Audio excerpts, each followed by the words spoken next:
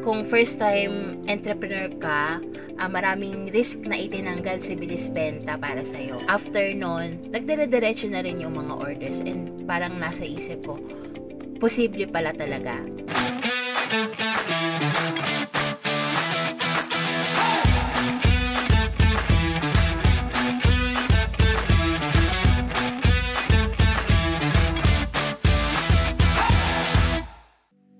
Magandang araw, ako si Daisy at ako ay isang Bilis Benta dropshipper.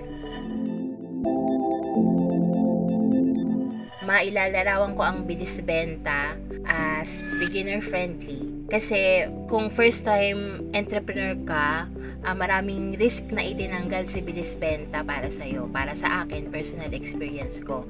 Hindi ka rin malilito sa umpisa kasi pag nag-subscribe ka, yung trainings dire-diretso, yung support system 100% nakasupport sa'yo. So, para sa akin, kung ikay nagsisimula or nag-iisip pa lang na maging negosyante, very beginner friendly ang Bilis Benta. Na-discover ko ang Bilis Benta through YouTube reviews. So noon, nung employed pa ako, naisip ko pag sinabing dropshipping, hindi maganda. Unang-una dahil hindi ko naman talaga alam yung model ng business na yun at wala rin sa isip ko ang pagbi-business noon. So nung tinutukan ko na talaga ang pag-e-commerce, ang pagbi-business, naghanap ako ng pwede kong maging mentor. So naghanap ako sa YouTube ng mga reviews and mga mentors, mga coaches. Isa sa videos na nakita ko ay interview ni Sir Chester. Napakalaking point sa akin na yung free webinar ay live. Kasi merong mga sinasabi free webinar, hindi sila live, recorded lang. So, parang doon pa lang nakita ko na yung effort ng support system ng Bilis Benta. So, good point sa akin yun. So, mula sa free webinar hanggang ngayon, nasakto, ika-1 month ko na sa Bilis Benta. Very satisfied ako sa support system. Kamusta ang sales ko kay Bilis Benta? As of this recording, na-hit ko na yung 100 orders ko ng isang buwan. Pero hindi pa rin ako complacent. Syempre, kumbaga baby pa lang ako dito sa pagninegosyo. Talagang napakarami ko pang dapat pag-aralan. And tiwala naman ako sa Bilis Benta support system na andyan sila lagi pag meron akong tanong sa kanila. So, hindi dapat mag-stop dito yung pag-grow ko at pag-a-attain ng knowledge.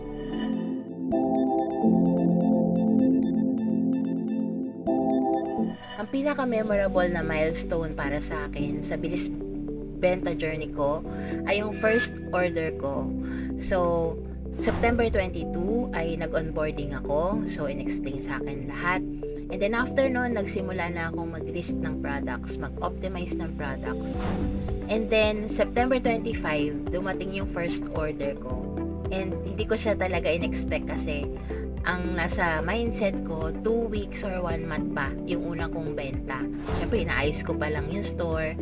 And sobrang saya ko nun kasi after nun, nagdire-diretso na rin yung mga orders and parang nasa isip ko, posible pala talaga. With the right strategy, with the right trainings na dapat ay sinusunod, posible pala talaga na bumenta agad.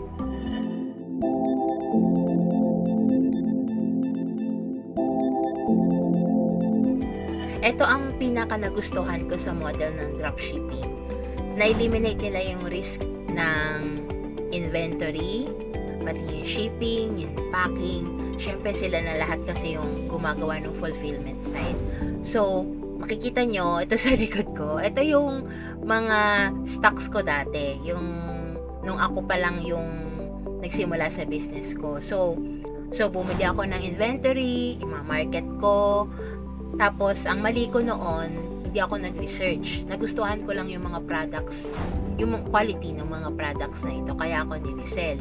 So, hindi ko siya inalam kung marireach ko ba yung mga target market ko, makakabenta ba ako.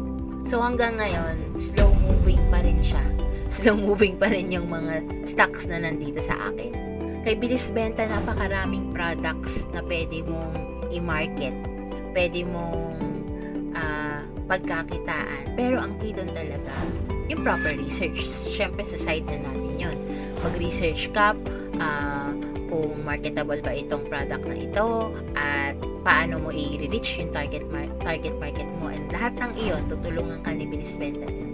Tapos malaking factor din yung kahit umalis ka ng bahay, gumugulong pa rin yung business. Hindi mo iisipin na may nag-order. Syempre, kung ako lang ito, kagaya nung dating ginagawa ko, ako ang magpiprint ng waybill, ako ang magpapack, ako ang mag-ship. So, noon talagang hirap akong umuo sa mga lakad. Hirap akong umalis ng bahay dahil hindi ko kailangang i-holiday mode yung store ko kasi tuloy-tuloy ang business.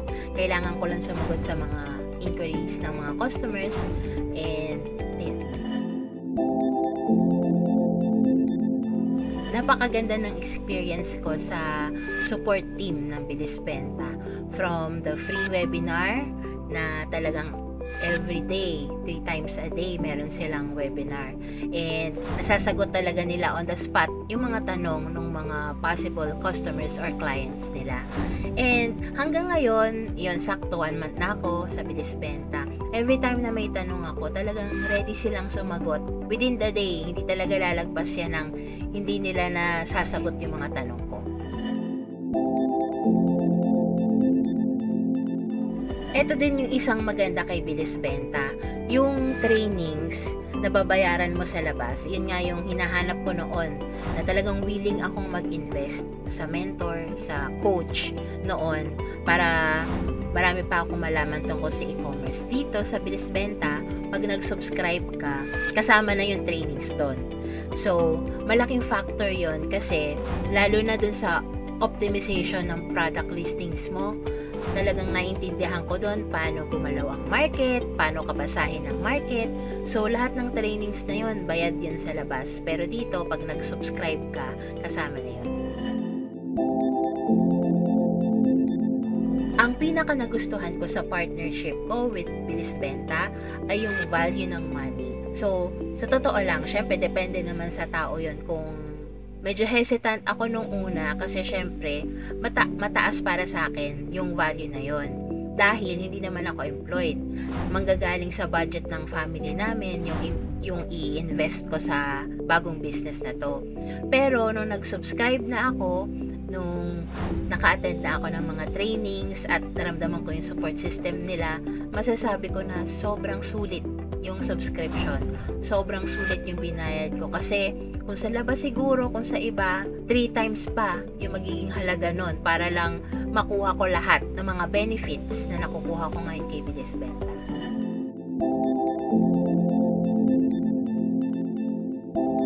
Ang may papayo ko sa mga gustong magsimula as a dropshipper o magsimula sa negosyo, kahit anong negosyo siguro, valid naman yung takot nyo kung meron kayong takot na nararamdaman. Kasi ako rin, sobrang takot din ako. Syempre, unknown itong area na to. Kung ikaw ay empleyado, napaka-unknown na venture ito kung mag-venture ka sa business. Pero ang unang payo ko siguro ay pagkatiwalaan mo yung sarili mo. Kung sa tingin mo, nagkakaroon ka ng curiosity sa pagnenegosyo, siguro kung paulit-ulit ito na parang lagi mo na lang siyang naiisip, ituloy mo na. Pagkatiwalaan mo ang sarili mo, at para sa akin, i-research mo. Yun yung unang step. So, pagkatiwalaan mo na kaya mong mag-business, at unang step, i-research mo para sa'yo ba tong business model na to. Kasi syempre, nasa research mo talaga yan, na parang every person naman, iba-iba yung katingin mo ay bagay sa akin, bagay sa'yo. So, i-research mo kung yung model ng business na yun ay para sa'yo. Pangalawa, para sa akin, importante na ibahin mo yung mindset mo. Ang pagbibusiness talaga, kahit anong uri ng negosyo yan, meron talagang risk and challenges.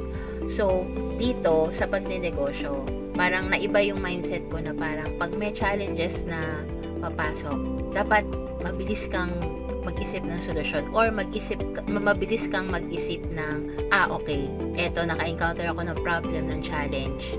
Siguro, maiinis ako ng mga ilang minuto, pero mag-switch ka agad sa problem solving mindset. So, yung na-experience ko dito, nagkaroon ako ng restriction sa platform, pero hindi naman yun dahil kay Bilis Benta. So, 1 week, parang ano ko pa lang ng first order, nagkaroon ng restriction. So, parang ang mindset ko, gawin ko lahat.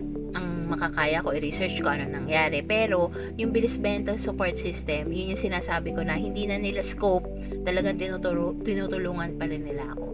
Yung bilis benta support system, message mo lang yan, available sila lagi para sagutin yung mga tanong nyo. And I know in the future marami pang mga challenges at problems akong may encounter kasi baguhan pa lang naman ako sa pagninegosyo. Ay nanggagaling sa experience ko na napakaganda ng support system ni Bilis Benta, kaya mag-subscribe na kayo.